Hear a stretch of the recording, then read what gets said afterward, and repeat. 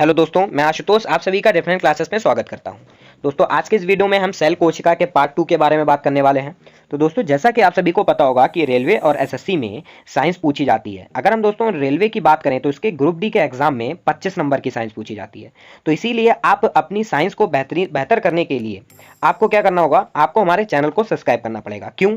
क्योंकि हमारे चैनल पर एसएससी और रेलवे के प्रीवियस ईयर में आए हुए क्वेश्चन के थ्रू पूरी साइंस कंप्लीट कराई जा रही है, चाहे आपका फिजिक्स हो, चाहे आपका बायोलॉजी हो और चाहे आपका केमिस्ट्री हो। तो आपको ये पूरी साइंस जो है ऐसे ही इस चैनल पर कंप्लीट कराई जा रही है। तो इसीलिए आप इस चैनल को सब्सक्राइब कीजिए। तो चलिए हम आज की इस वीडियो को स्टार्ट करते हैं। जैसे कि दोस्तों अगर हम बात करें, अगर आपने अभी तक इसका पार्ट 1 नहीं देखा है तो उसके लिंक मैंने नीचे डिस्क्रिप्शन में दिया, वहां से जाके उसके पार्ट 1 को देख सकते हैं। तो चलिए इस वीडियो को स्टार्ट करते हैं। तो पहला क्वेश्चन हमारा क्या दिया हुआ है? पहला प्रश्न हमारा दिया हुआ है कि कोशिकीय व आणविक जीव विज्ञान केंद्र कहां स्थित है? तो दोस्तों ये केंद्र जो है हमारा हैदराबाद में स्थित है, इसलिए इसका ऑप्शन डी बिल्कुल सही हो जाएगा।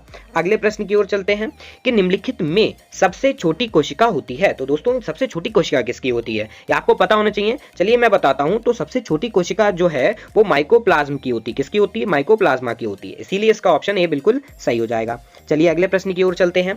क्या न्यूक्लियस के बाहर डीएनए कहां मिलता है? तो बताइए आप सभी लोग, न्यूक्लियस के बाहर डीएनए कहां मिलता है? तो न्यूक्लियस के बाहर डीएनए जो है वो कहां मिलता है? माइटोकॉन्ड्रिया में मिलता है। कहां मिलता है? माइटोकॉन्ड्रिया में, इसीलिए ऑप्शन सी बिल्कुल सही हो जाएगा। चलिए अगला प्रश्न देखते हैं।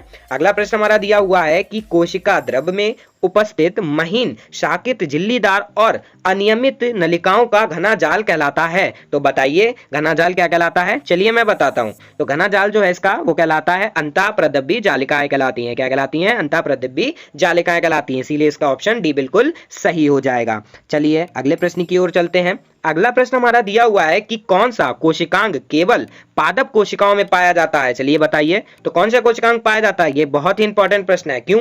क्योंकि इसका रीजन आपको भी पता चल जाएगा क्यों इंपॉर्टेंट प्रश्न है। चलिए मैं बताता हूं। तो दोस्तों पादप कोशिकाओं में आपका जो है वो कोशिका भित्ति भी पाई जाती है, लवक भी पाया जाता है और रेखिकाएं भी पाई जाती हैं। तो इसीलिए इसका आंसर क्या हो जाएगा? उपयुक्त सभी हो जाएगा, यानी कि ऑप्शन डी हो जाएगा। इसीलिए मैं कह रहा था कि ये क्वेश्चन इंपॉर्टेंट है और ध्यान दीजिएगा, और ये आपका क्वेश्चन पूछा भी गया है। चलिए आगे प्रश्न देखते हैं।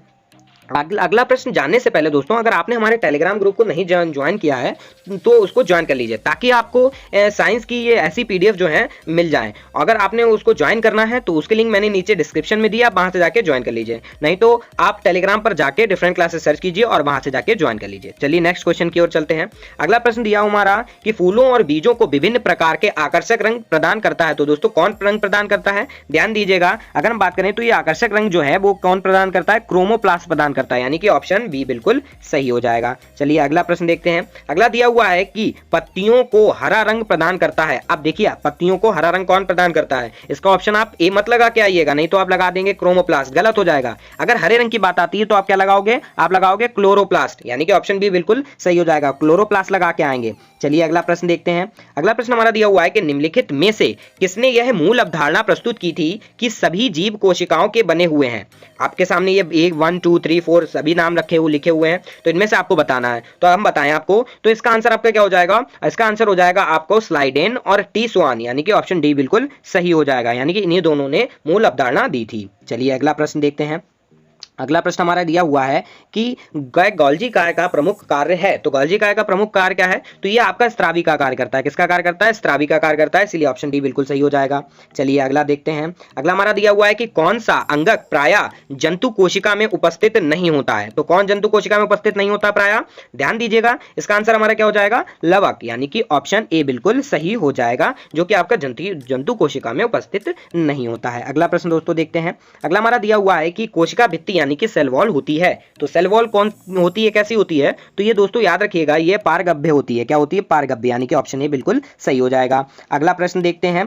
अगला हमारा क्या दिया हुआ है कि जीव द्रव्य यानी कि प्रोटोप्लाज्म शब्द का प्रयोग किसने किया था? तो इसका शब्द का प्रयोग याद रखिएगा पुरकिंजे ने किया था। किसने किया था? पुरकिंजे ने किया था, यानी कि ऑप्शन बी बिल्कुल सही हो जाएगा। अगला देखते हैं कि अगला है कि न्यूक्लियस की खोज सर्वप्रथम किसने की थी? तो न्यूक्लियस की खोज सर्वप्रथम किसने की थी? याद रखिएगा ब्राउन ने की थी, यानी कि ऑप्शन डी बिल्कुल सही हो जाएगा। अगला देखते हैं कि कोशिका की क्रियात्मक गतिविधियां नियंत्रित तो होती हैं, तो कोशिका की जो क्रियात्मक गतिविधियां हैं वो कहाँ नियंत्रित होती हैं, वो हमारी होती हैं केंद्रक द्वारा नियंत्रित होती हैं। इसीलिए इसका ऑप्शन डी बिल्कुल सही हो जाएगा। अगला दोस्तों देखते हैं, अगला दिया हुआ है अंतः प्रदव्य जालक ईआर की खोज की। तो इसकी ईआर की खोज किसने की थी? याद रखिएगा इसकी खोज जो है पोर्टर ने की थी। ऑप्शन बी बिल्कुल सही हो जाएगा और ये इंपॉर्टेंट प्रश्न भी है, अच्छे से याद कीजिएगा कि अंतः प्रदव्य जाल की किसने खोज की थी? पोर्टर ने की थी। अगला प्रश्न, अगला है हमारा कि इलेक्ट्रॉन सूक्ष्मदर्शी की खोज की। तो इलेक्ट्रॉन सूक्ष्मदर्शी की खोज किसने की थी? नॉल और रस्का ने की थी। किसने की थी? रस्का ने की थी। इसलिए ऑप्शन क्या हो जाएगा?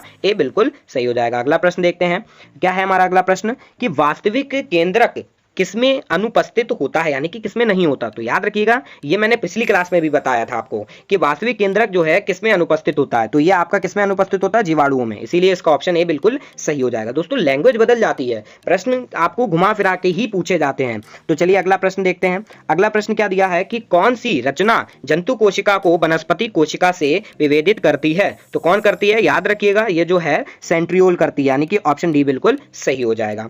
अब दोस्तों हमने क्वेश्चन क्या हमने आपको बताया था, अब हम जरा इस चैनल पर टाइम टेबल के बारे में बात कर लेते हैं।